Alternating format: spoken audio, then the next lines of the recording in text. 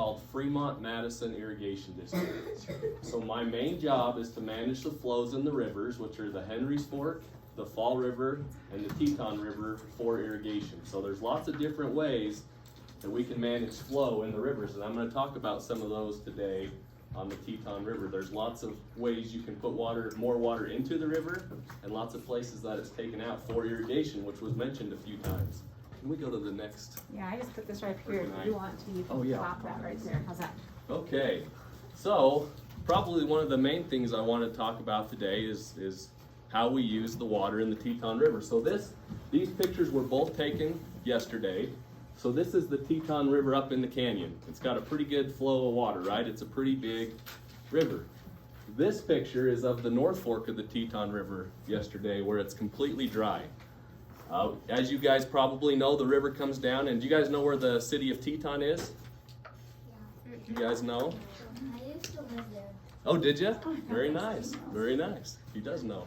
So just north of the city of Teton, the river splits into the North Fork, which goes down by kind of Sugar City, and the South Fork, which comes through Rexburg. So the North Fork, during the irrigation season, is almost always dry for a few miles before there's some places that water comes back into it. The South Fork, which comes through Rexburg, which we looked at that graph of just a little bit ago, it almost always has at least some water in it, although maybe a day or two each year, it does go completely dry till we can move some water around. Okay, that sounds good. So one of the things that was mentioned was irrigation. Can someone tell me a little bit more about what irrigation is?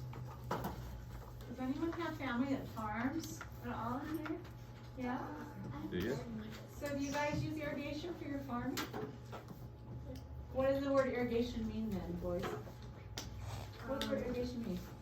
It means like take water out of the rivers, like mostly rivers, and put it in canals and give it to like crops and stuff. That's very good. That's very good. So why do you think we irrigate the crops? What do we do that for? Okay. Make them healthier? To make them healthier? But why do we need crops? What's the point? Okay. Food. Food. Okay, so let's use an example. So what, do you guys like to go to Wendy's or McDonald's? Yes. What do you get at Wendy's or McDonald's?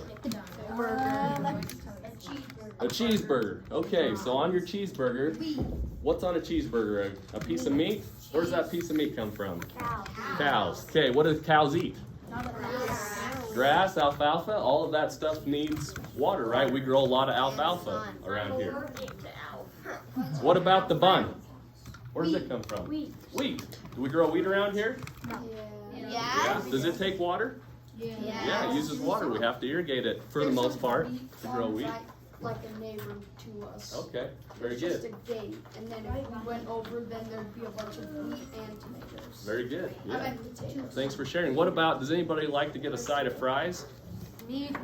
Yeah, you like fries? Where do fries come Fries are from? potatoes. Potatoes? Do potatoes take water? Yeah. Potatoes take a lot of water. They take a lot of water out of the Teton River. Yeah, go ahead.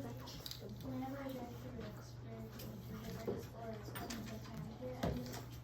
my dad always asks us what crops they grow because there's so many fields. Oh, very good. It's true. Yeah, we have a lot of farming, a lot of agriculture around here that takes a lot of water, right? Okay, yeah, go ahead.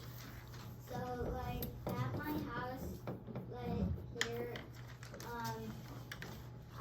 like the sagebrush behind my backyard, and then above past the sagebrush, there's a gigantic wheat.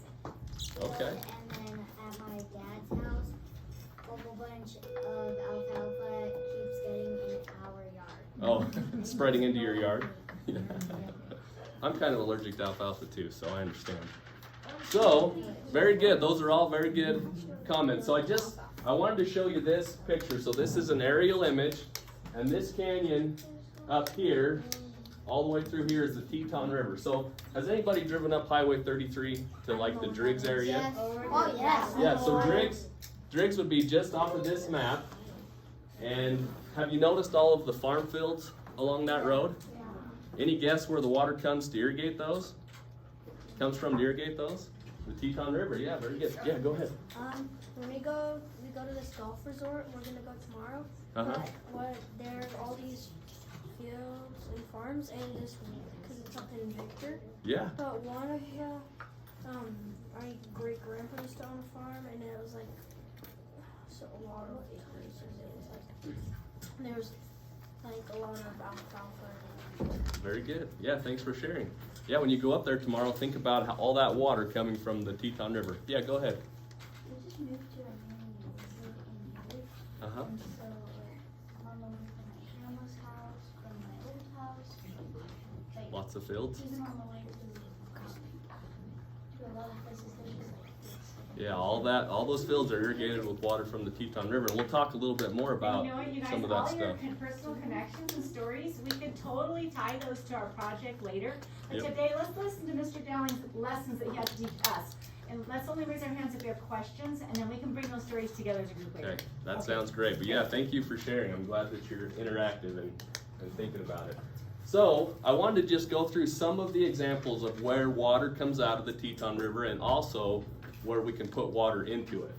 And so up in this canyon, the river's in a really deep canyon through that area, like 300 feet deep, so like a football field deep. And so it's kind of hard to get water out of it. But there are some very large pumping stations that are in that canyon that pump water out. And I'll show you some pictures as we go further on. There's 4 main ones, and then there's a series of smaller ones too. But the first one up here is right towards the head of the canyon, not too far from Tetonia. This one here, there's 2 main pumping stations here where Canyon Creek, you guys know where Canyon Creek is? When you go up to Green Canyon, you drive along Canyon Creek. So Canyon Creek continues on and goes into the Teton River. And right where it goes into the Teton River, there's a couple of really large pumping stations that pump water out of the river. And I saw in your little book that Canyon Creek, what is a creek or a small river that flows into a bigger river? A tributary? You guys remember that one? So Canyon Creek is a tributary to the Teton River. Moving down, there's some large pumping stations right by the Teton Dam, where it was and where it fell. Moving further down, has anybody ever been to Monkey Rock? You guys been to Monkey Rock? So Monkey Rock is where we can put a lot of water into the Teton River that comes from the Henry's Fork, and we'll talk a little bit more about that. And then as you go on down, there are 10 large canals that come off of the river, and there are also 16 groundwater wells that can pump groundwater back into the river, which I'll show you a little bit more of. Okay, so this is one of those pumping stations that pumps water out of the river up on top to where it can irrigate the farm field. So you can see here's the pumps on the Teton River, here's the pipe that goes up the canyon, and it irrigates thousands of acres up on the canyon rim. So just to give you some scale, it's kind of hard to tell how big those pumps are. So if I go and stand by them, my head comes just to the top of that power panel. Any guesses on how many horsepower those pumps have? Like 500. 500? That's a pretty good guess. 700. 700. You're right on the money. Each of those pumps has a 700 horsepower electric motor on it. So right here, there's 6 pumps there. So what's that? 7 times 6? That's 4,200. Yeah, 4,200. So that's 4,200 horsepower of pumps there to pump water up onto the canyon rim to irrigate crops. Okay, and then the other thing, you guys have already talked a lot about this, but I wanted to show you some examples of irrigation canals and their diversion. And I didn't have time to run out and take pictures of some of the ones on the Teton River, so the next few are actually on the Henry's Fork up in the St. Anthony area, but it's the same idea. So you have a diversion dam across the river that forces water through gates down a canal to irrigate crops. This one is the St. Anthony Canal just in the town of St. Anthony. It runs out to the Egan area. Just another example, this is the Egan Canal that comes off in the St. Anthony area. And then this is an example of one on the Teton River. So this is the Island Ward Canal down towards the end of the North Fork of the Teton River. Yeah, do you have a question? What's that? Is that your finger? Looks like it. Sorry about that. Not a great photographer. That actually adds contrast. Yeah, there you can use it for scale, huh?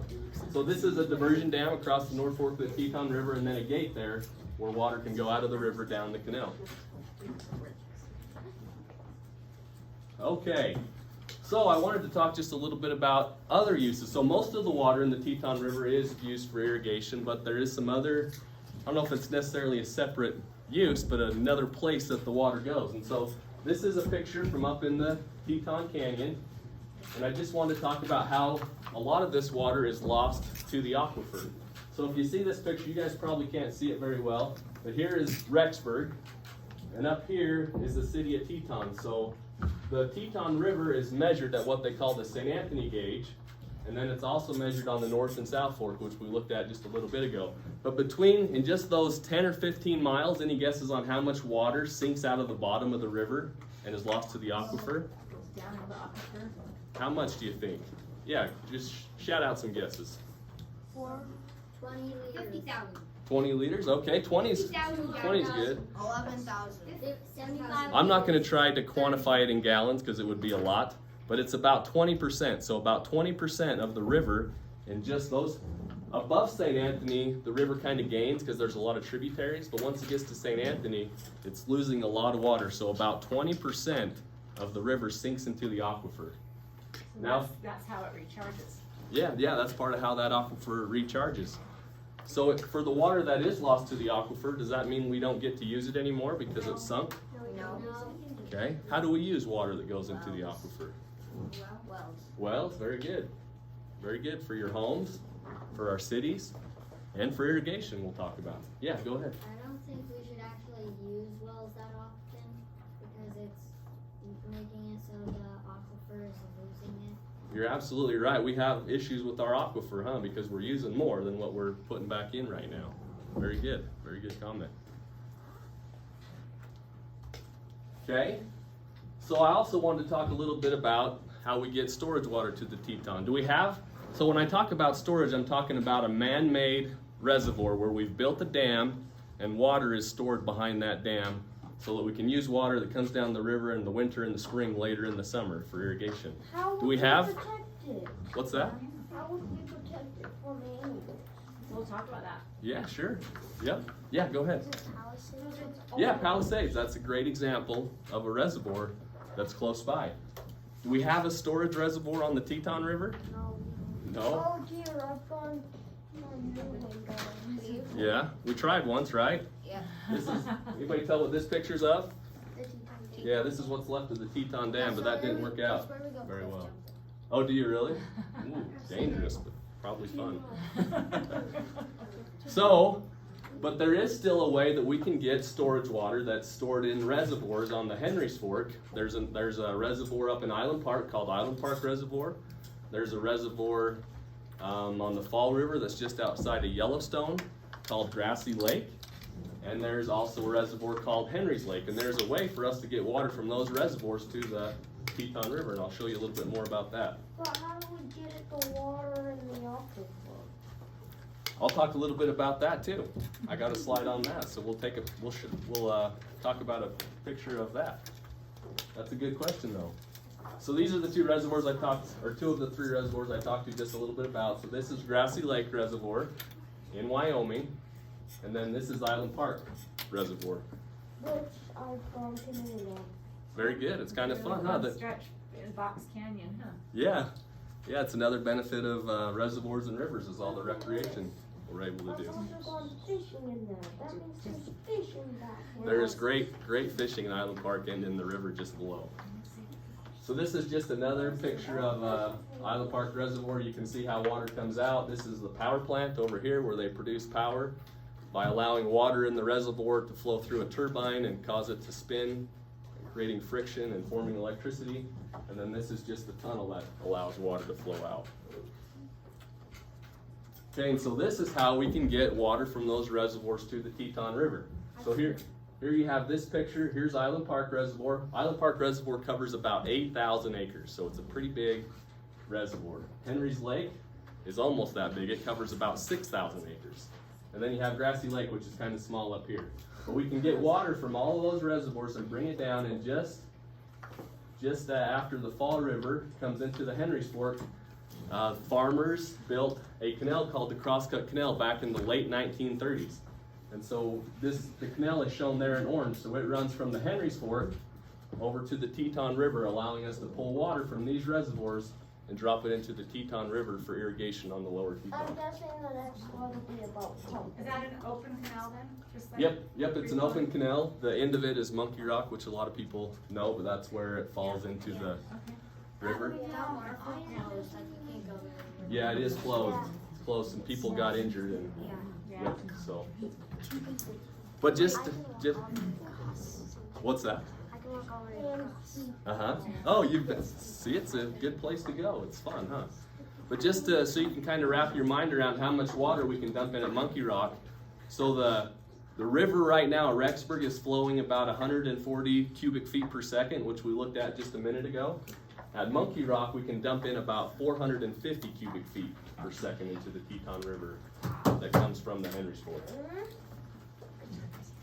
So that's one way that we can add water. If the Teton River by itself doesn't have enough water for irrigation, we can add water through the Crosscut Canal for irrigation. Yeah, go ahead. Why are there fish in the water? Ooh, that's probably beyond my... What did you say, why are there fish in the water? Yeah. Oh, we'll have to ask Zeke's dad. He's our fish expert. There you go, yeah. There's fish and algae and sticks in the water. Now, where is it supposed to be using?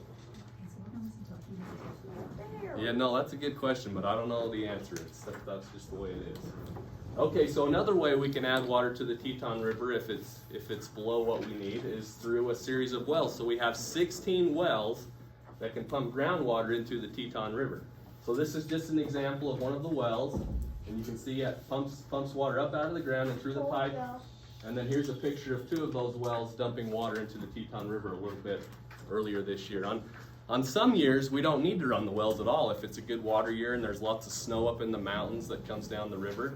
But in a year like this, we had all 16 of them running from about the 1st of June all the way through just a couple of weeks ago. And there's still about 3 wells running currently. And then just to wrap your mind around again how much water they pump. So there's 140 CFS at Rexburg today. Those wells collectively can pump about 160 CFS into the river. Okay, and then there was a question about Aquifer Recharge. How do we recharge the aquifer? So to offset some of that water we're pulling from the aquifer, we try to put some back in. And so this is a spot, you can see this is the town of Sugar City here. And then this pond, the arrow pointing to this pond, that's this pond here. And this is a picture of us running water into this pond just for the purpose of allowing it to sink into the ground and recharge the aquifer. Yeah, go ahead. Where do you get the water that you put into the lake? Yeah, so that's a great question actually. So the water to put into the lake comes from the Teton River as well, but it comes from the river when it's not high irrigation demand. So we can put water in a pond like this in the early spring or the late fall or the winter and put it in the ground so it can be stored there until we need it for irrigation.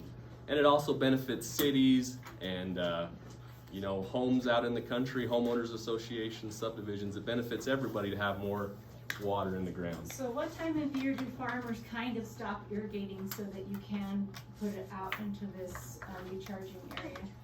That's a good question. So it kind of tapers off. So the very peak of the irrigation season is about the middle 2 weeks of July, and then it tapers off slowly from there, especially around the 1st of August because most of the grain is done at that time. And so right now there's still irrigation going on, but it's about 1/3 of what we'd be doing in mid-July. But it doesn't usually, the irrigation season goes until October 31st, and usually we're not completely done until just before that. And it starts up, in mid-April, and then slowly gains steam into July. Okay, so I just want to talk a little bit of how we manage the whole system. And so this is a picture of the Teton River splitter. So this is where the Teton River splits into the North and South Forks. And this, where it splits, is controlled by irrigation structure. And so we can control how much water goes down the North and South Forks. And this is a picture of what it looks like on my phone because I can operate that structure from my phone or my computer, and I can decide how much water to send down the North Fork and how much to send down the South Fork. We can also use, just from our phone, we can control how much water is being brought across the crosscut and dumping into the Teton River, and also from the reservoirs. I think that's fascinating. You can do that from your phone. Yeah. So what do you That's think pretty cool. farmers did like 50 years ago? Yeah, they just had to go out. So That's a good question. So you can see this picture here says that there's an automatic gate and that shaft could turn without warning because it adjusts it automatically to keep flows level. But With your phone, too. with your phone, yeah. Yeah. Historically, well, since the flood, so this was put in right after the flood, which was almost 45 years ago. So since then, there's this little black box you can see over here. It has a 5 horsepower gas motor in it. And so they would walk across, grab that motor, hook it onto one of these drive shafts to move the gate. And so these adjustments weren't very accurate. They were kind of guessing what they needed to do and then seeing how it turned out. And a lot of times they only made a couple of adjustments per week, and so they weren't very fine-tuned adjustments. It just wasn't very good. And just 2 years ago, we put in these automatic gates, and we've been able to save a lot of water by our numbers in the reservoirs. And so if we can manage the water better down here, we can keep more water in the reservoirs, which benefits a lot of things, like recreation, like fisheries, so we have better and bigger fish. And so we think there's been a lot of benefits from changing these gates to automatic. It's cool how technology adds to your job, too. Yep, it sure does. Yeah, go ahead. Do that like right now. I could, but probably won't. Literally just change. It would be cool if we were out there, because then you could be watching the gate and I could dial something into my phone and you could see it adjust based on what I put in. But So you can control the water. Yep. That's So his job. say That's my job. somebody's fishing near the gate, and they just decide to screw there. We make pretty minute adjustments. We have a lot of people watching what we're doing. People are always worried about the river and how much water is in it, and so we're really careful about making adjustments, and we certainly don't try to mess anybody up, because then we'll have to talk about it again and again and again until we come to some resolution. But there's That's why it says management, not dictatorship. Yeah, exactly. Okay, he's trying to manage it for everybody, the fishermen, the farmers. Absolutely. Everything. Absolutely. There's groups on the Teton River. There's a group called Friends of the Teton River that watches us really closely. There's the Henry's Fork Foundation out of Ashton. But I'm talking, those people are. Ashton is my name. Oh, cool. That's a good name. It's a really good name. But those folks are there via donations from fishermen. And so they're trying to watch out for the fishery. And we talk to them every single day, and a lot of days, multiple times a day, trying to make sure we're managing the river as best we can. And also the reservoirs. Okay, so you're not going to screw anyone? No, we're going to try not to. But we usually spend the whole winter talking about what went wrong and what we could do better. Okay, so we talked a little bit about it already, but why do we irrigate? What's the end result? What do we get from irrigation? Food. Very good. Very good. So I want to talk just a little bit about the numbers for Madison County alone and how much food Madison County produces. Because like you all said, there's lots of farms around, huh? And so in Madison County, there's enough potatoes produced to feed 13.5 million people each year. Any guesses on how many pounds of potatoes each person eats in a year? Yeah, go ahead. 10, okay. 2,000, okay, somewhere in between. 100. Very good. So about 110 pounds. Each person eats about 110 pounds of potatoes each year. I don't know if it's based on kids or what, but that's what Google said. Okay.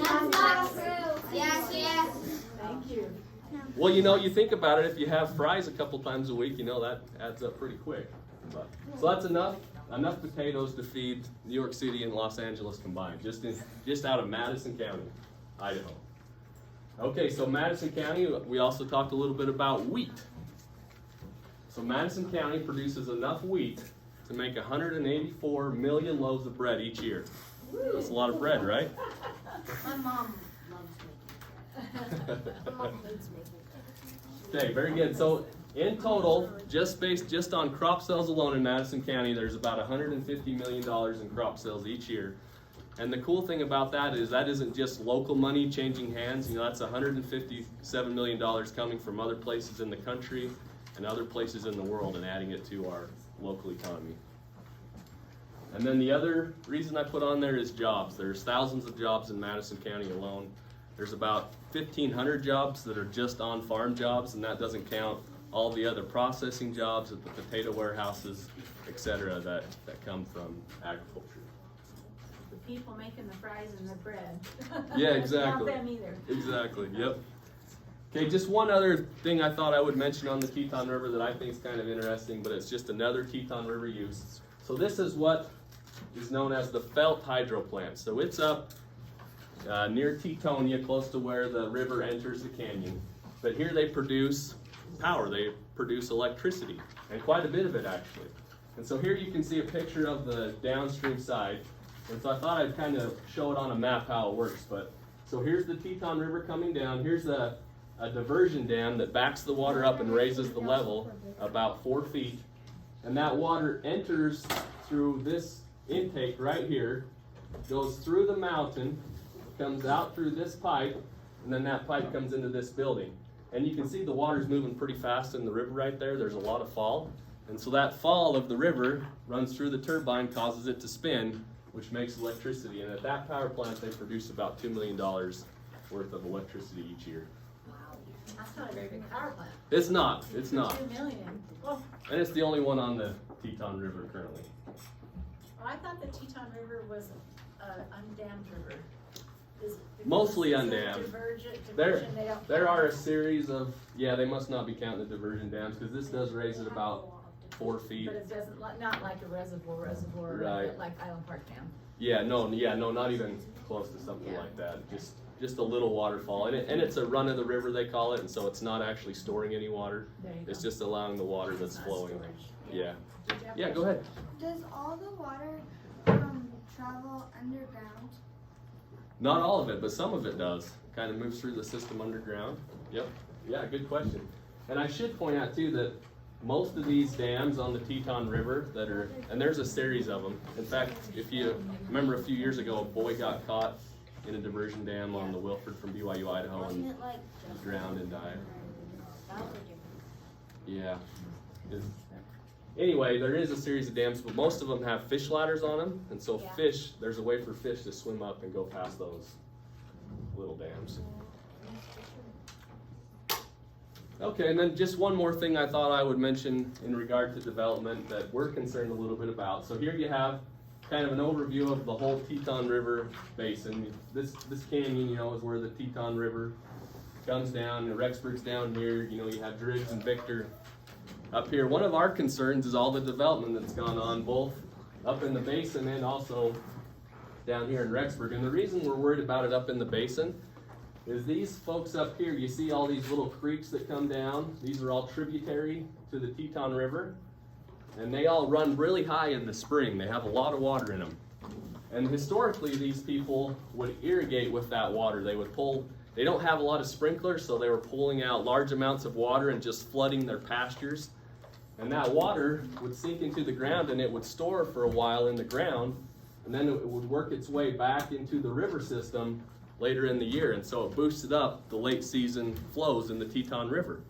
But as this area has become developed, and they're not doing that irrigating in the spring, all that water comes down the Teton River in a rush in the spring, and we don't see the benefit of the late season flows from the water that sinks into the aquifer and then comes back to the river.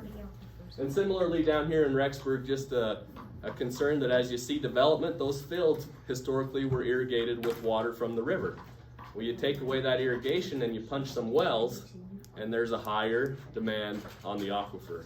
And so we're just really worried about the Aaron, what's aquifer. that little space called in Sugar City where you pump the water and you fill up make that pond and then it recharges the aquifer? Is that called something like a recharging station or something like that? It is a designated recharge site, but we don't have a title for it? title Do for they it have any necessarily. designated recharge sites to replenish the areas that are now being developed?